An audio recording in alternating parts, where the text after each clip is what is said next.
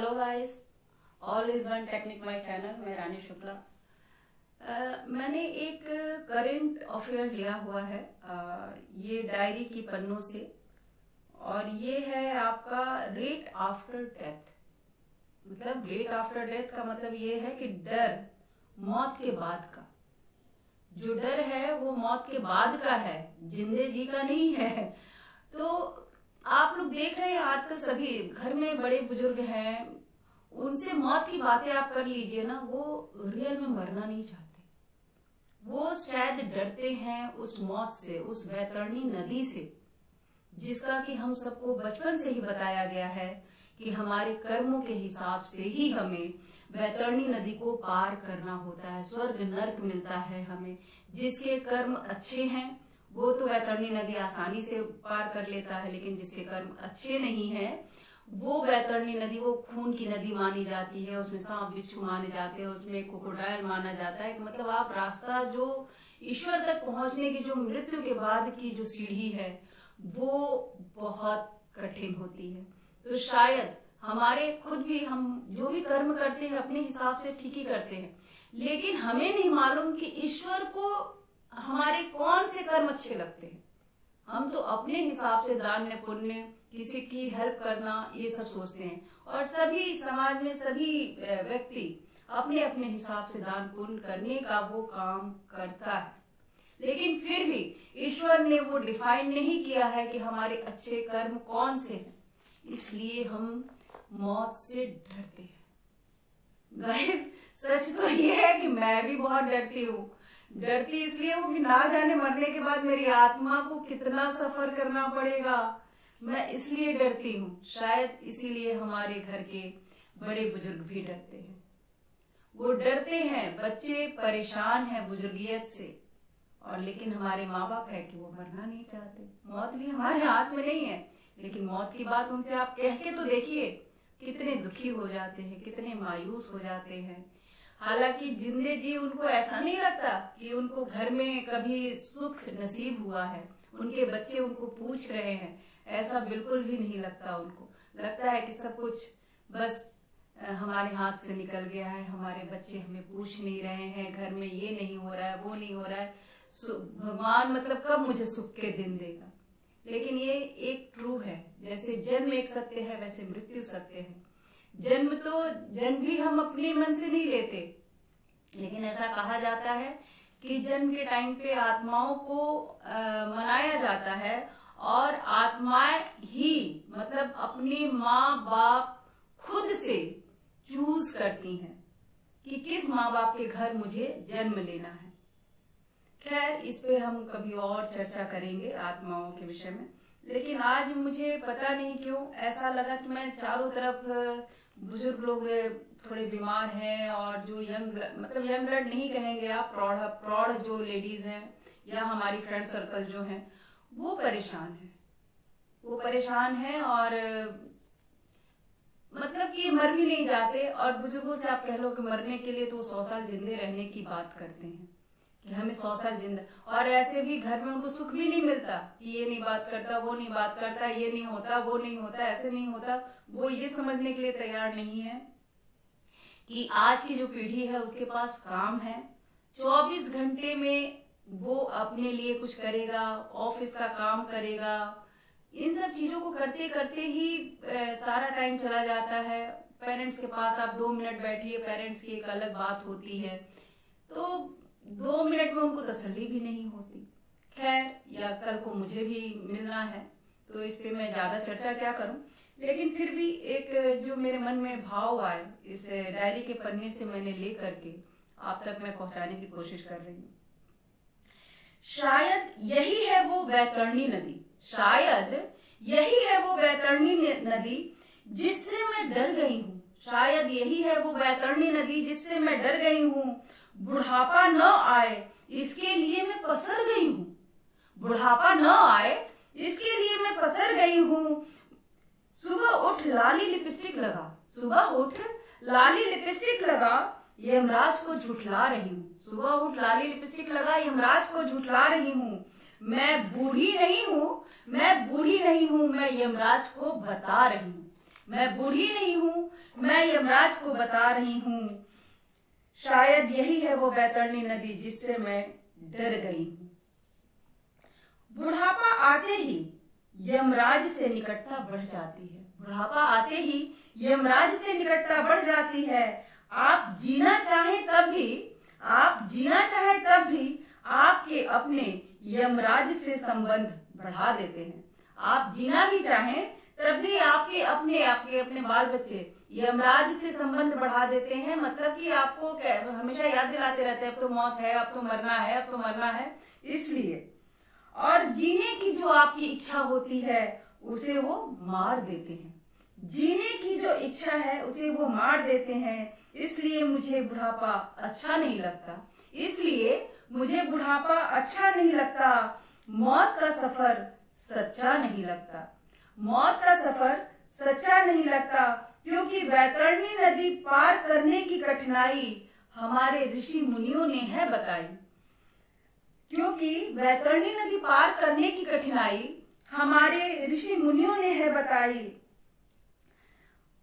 मृत्यु के बाद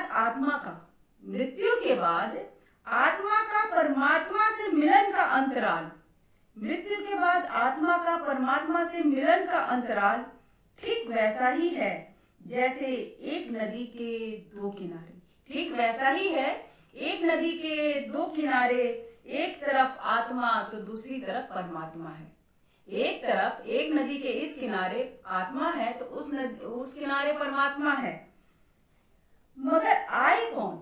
मगर सबसे पहले आए कौन आना चाहता है एक दूसरे के पास में? परमात्मा आत्मा के पास आना चाहता है? ऐसा नहीं है। तो कौन जाएगा?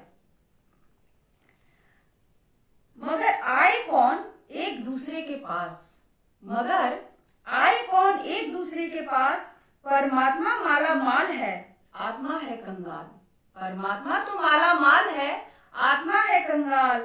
कंगाल आत्मा को ही करनी है वैतरणी नदी पार। क्योंकि परमात्मा तो है माला माल। गाइस, हम मरते हैं, हम जीवन जी करके जाते हैं, तो इसलिए हमें परमात्मा के पास जाना है। परमात्मा हमारे पास नहीं आएगा।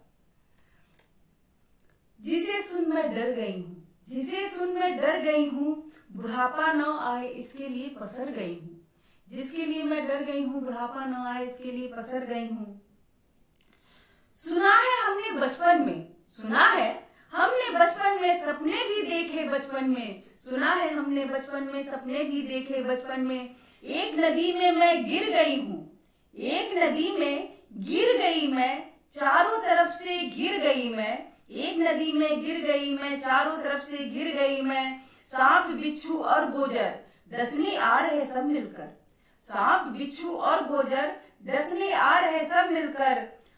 उस सपने में न तो बगल में सो रहे मेरे माँ बाप ने ही मुझे बचाया।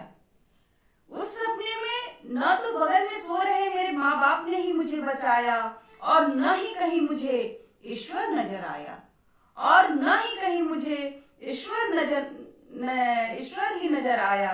शायद यही है वो बैतरणी नदी जिससे मैं डर गई हूँ। बुढ़ापा न आए इसके लिए पसर गई हूँ। गाइस, ये तो आपको भी पता है कि जब तक एज आपकी चलती रहती है तब तक हमें मृत्यु से डर नहीं लगता। जब हम जैसे जैसे बुढ़े होते हैं तो जैसे पता चल जाता है कि हमारे जीवन के मकसद करीब करीब कंप्लीट हो गए हैं, अब एक मृत्यु ही शेष है। तो उस मृत्यु से हम डरते हैं। क्यों डरते हैं? क्योंकि कहीं भी ईश्वर ने ये लिख करके नहीं दिया है कि आपके मरने के बाद आपकी आत्मा के साथ क्या होगा। तो उस एक जो बचपन से अच्छे और बुरे कर्म के हिसाब से जो बैतरणी पार करने का मंजर दिखाया गया है हमें अपने धर्मों में, उससे सभी को बहुत डर लगता है। शायद इसीलिए लोग मरना नहीं चाहते। आगे सुनिए। देखती हूँ मैं अपनी माँ को, देखती हूँ मैं अपने ससुर को, सब मौत से डरे हैं, झुकी कमर बाल सफेद, झुकी कमर है बाल सफेद, पैरों ने भी खड़े होने से किए हैं परहेज, पैरों ने भी खड़े होने से किए हैं परहेज, फिर भी मौत न आए इस पर वो अड़े हैं, फिर भी मौत न आए उस पर वो अड़े हैं, जीवन जीने के लिए खड़े हैं, जीवन जीने के लिए खड़े हैं। उन्हें अपने द्वारा किए गए कर्मों पर विश्वास नहीं, उन्हें अपने द्वारा किए गए कर्मों पर नहीं है विश्वास, उन्हें अपने द्वारा किए गए कर्मों पर नहीं है विश्वास, तभी तो वो डरे हैं, तभी तो वो डरे हैं, तभी तो वो डरे हैं कि कर्म रूपी वैतरणी कैसे करेंगे पार, तभी तो वो डरे हैं कि कर्म रूपी वैतरणी कैसे करेंगे वो पार, कैसे करेंगे वो पार।